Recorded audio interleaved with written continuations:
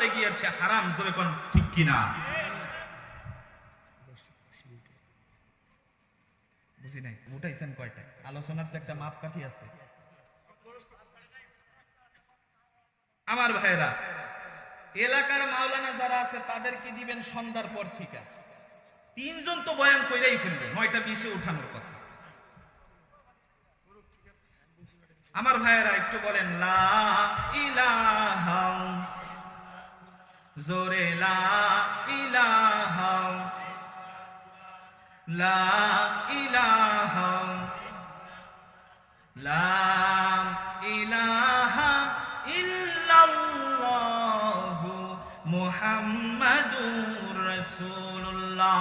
জোরে বলেন না সাল্লাল্লাহু আলাইহি ওয়াসাল্লাম। কি জানি বলতেছিলাম? ইবাদতের জন্য দয়া চাও। আল্লাহর দয়া ছাড়া দুনিয়ার কোনো মানুষ জান্নাতে যেতে পারবে না। সে যত বড়ই আলেম হোক, যত বড়ই নবী হোক, যত বড়ই পীর হোক, সে যাই হোক না কেন, আল্লাহর দয়া ছাড়া জান্নাত পাওয়া সম্ভব।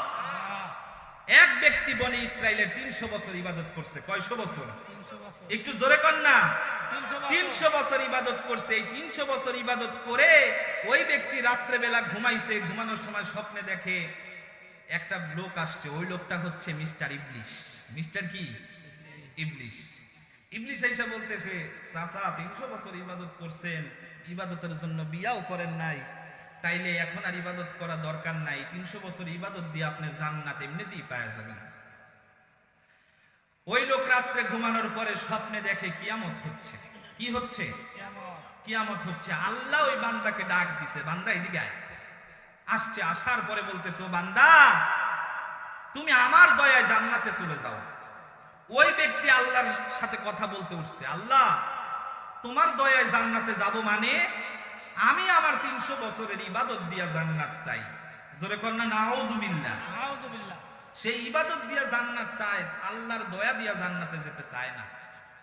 আল্লাহ রাব্বুল আলামিন ডাক দিয়া বলে, বান্দা তোমার এই যত 300 বছরের ইবাদত রয়েছে সব ইবাদত এক পাল্লায় রাখো, আর আমি আল্লাহ তাআলা দয়া করে মায়া করে তোমাকে একটা চোখ দিয়েছিলাম দুনিয়ায় দেখার জন্য। দুই পাশে দুইটা চোখ দরকার নাই, একটা চোখ আর এক পাল্লায় রাখো। বান্দা যখন এক পাল্লায় চোখ রাখলো আর এক পাল্লায় ইবাদত রাখলো, আমার আল্লাহ রাব্বুল আলামিন ডাক দিয়া বলে, ও বান্দা পাল্লার দিকে তাকায়া দেখো কোনটা বেশি ভারী হয়ে গেছে। বান্দা দেখে আল্লাহর দেয়া